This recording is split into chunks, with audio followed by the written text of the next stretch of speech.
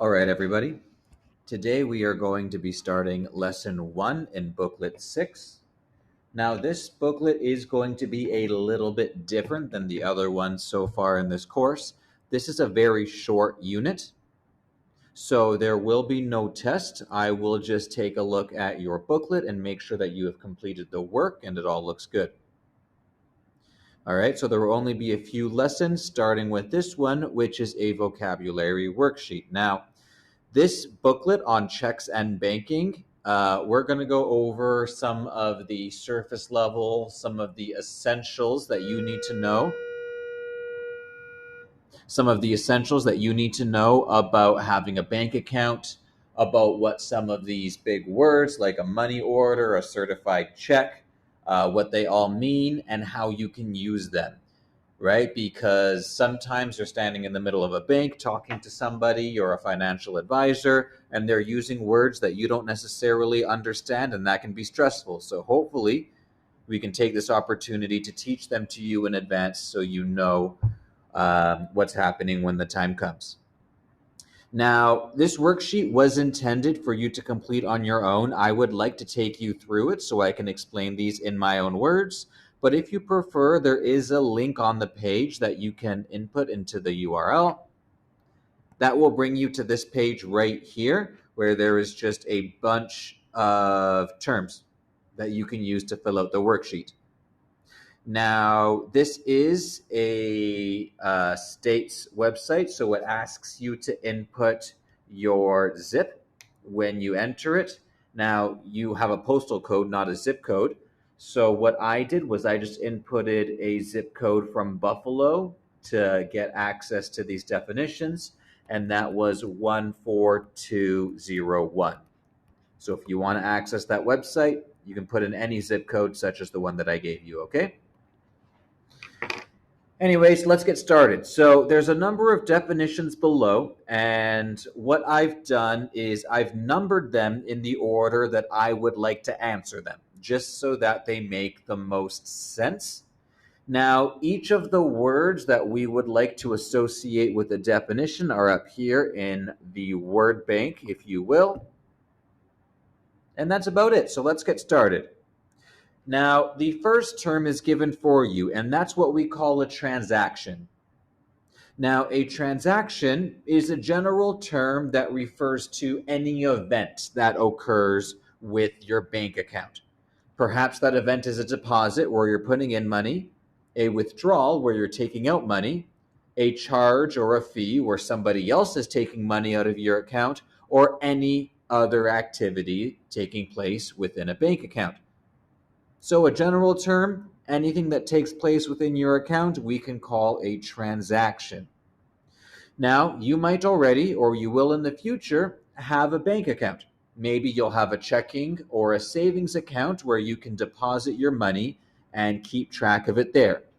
Because sure, you can keep track of $20 or $50 or $100 in your wallet, but once you start working and you have thousands of dollars, you need somewhere to keep it safe. That is where the account comes in.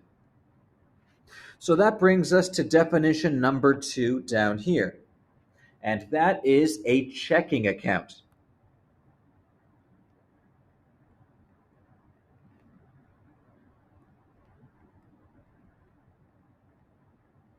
A checking account is a type of deposit account that lets customers deposit and withdraw funds on demand.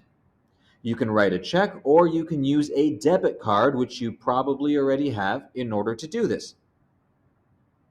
Now, there is also a savings account or other kinds of accounts that you can create, which I don't think we talk about here, but a savings account is one where you put money in, but don't necessarily take money out unless it's a unique scenario.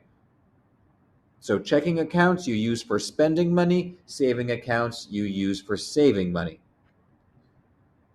So let's cross off checking account up here. That brings us to definition number 3, right? When I use the word deposit, which I have a number of times already, that means to put money in. Now, that could be you depositing money into your own account, or somebody else, such as your employer, depositing money into your account for you, like a direct deposit, which we'll get to later. Comparatively, I have also used the term withdraw. And a withdrawal is the removal of funds from an account. That's the opposite of a deposit.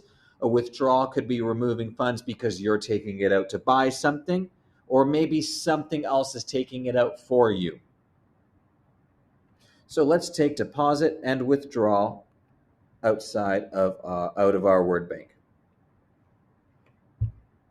All right, that brings us to definition number 5, which is going to be your account balance.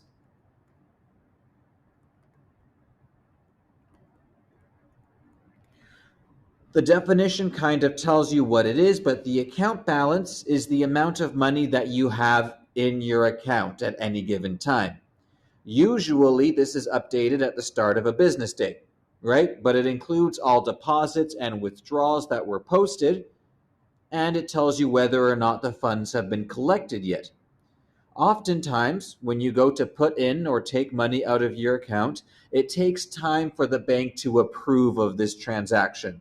So make sure that if you are, for example, paying bills, you do so with enough time so the bank can put that money through to whoever you owe the bills to. You may be in a situation where you, through online banking, paid a bill a few hours before it was due, but the bill still wasn't paid in time because you might have to wait 1 or 2 business days for that to go through. Definition number 6 is a direct deposit.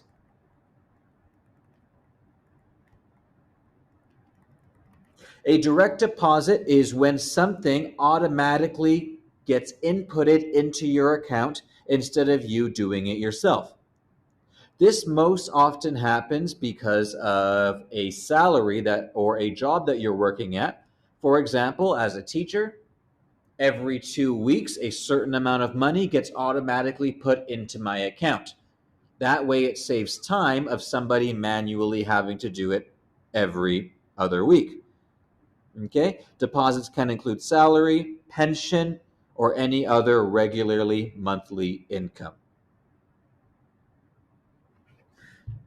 Now, the opposite of a direct deposit is an automatic payment. That goes under 7.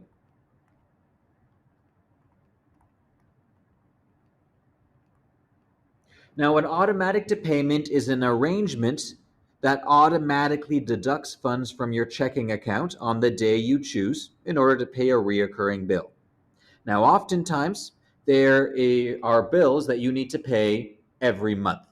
Things such as your phone bill, your utility bill, or any other subscription or reoccurring payment needs to come out regularly.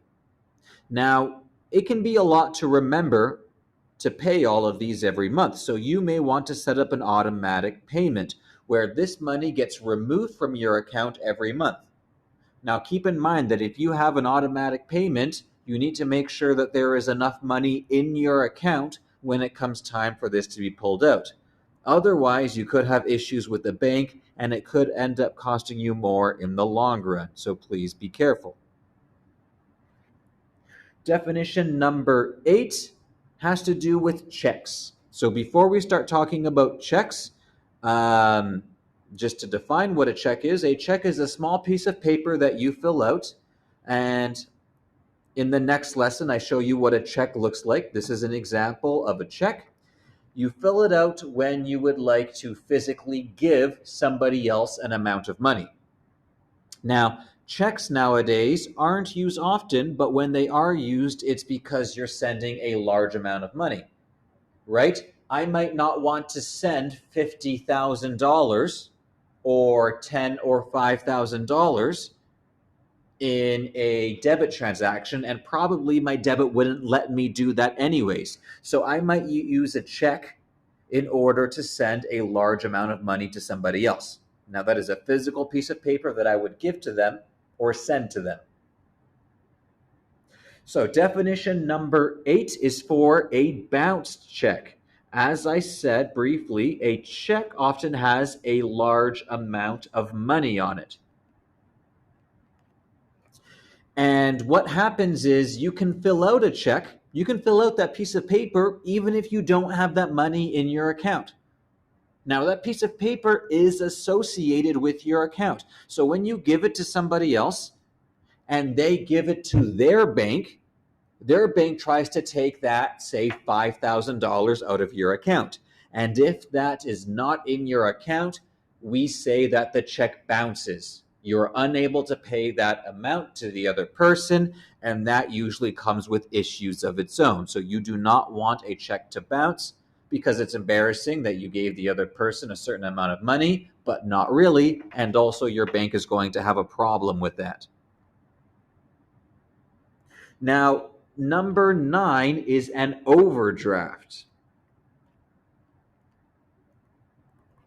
An overdraft occurs when a bank makes a payment that has been requested even though there's not enough funds.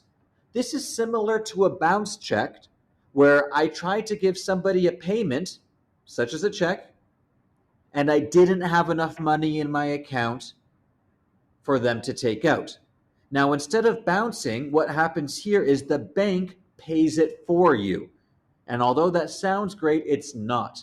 If the bank has to pay your check for you, what's going to happen is they're going to come for you later for that exact same amount of money, but they're probably going to charge you an additional fee on top of that.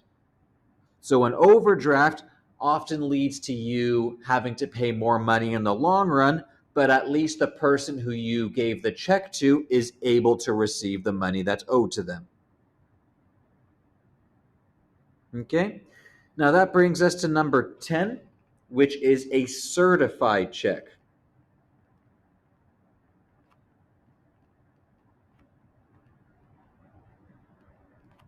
Now, a certified check is a check for which the bank guarantees payment, right? Perhaps they've checked the amount of money that you have in advance to make sure that it is available, but a certified check is something that you can give to someone else, which you can guarantee them this will not bounce.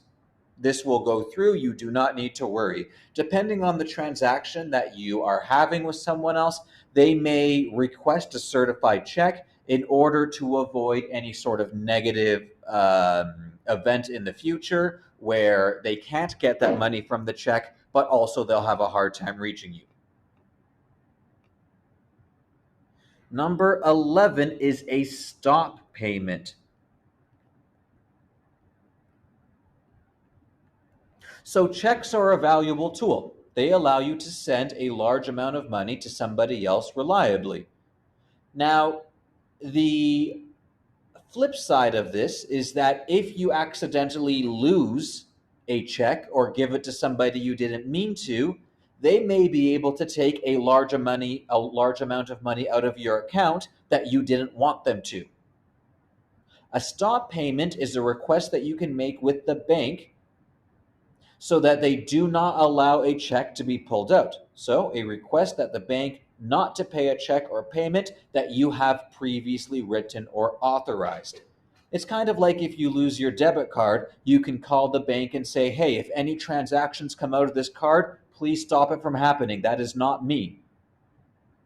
It's the same thing with the stop payment, but for your checks instead. Now, the final definition is a money order. That's up here at the top. Now, a money order sounds a lot like a check, but it is not. It is technically different. What's the same is that a money order is a piece of paper that you can give to somebody else, which is a large amount of money. And they can bring that to their bank, and their bank will give them the money. However, a money order is not associated with your bank account. You don't even need a bank account to give somebody else a money order. All you need to do is go to your post office and say, I would like to send somebody $2,000. You pay the post office that $2,000, and then they turn it into a piece of paper. You can send this paper to somebody else through the mail or in person, and then they can bring it to their bank to get that equivalent of money. The good thing about a money order is that it doesn't have your bank info on it. So if you're worried about somebody else having access to your bank information, you might want to consider using a money order. Or if for whatever reason you don't have a bank account, maybe you just moved to a new country, for example, a money order is a quick and easy way to send somebody a large amount of money. So, although some of these terms likely you've heard of before, I'm sure that there are other ones that maybe you were a little bit fuzzy on. These are all really important terminology that you need to know if you're working with a financial advisor, creating a bank account, or even just using your money or online banking on a day to day basis. There is no homework associated with this lesson, so you can move right on to lesson two, writing a check. Thank you.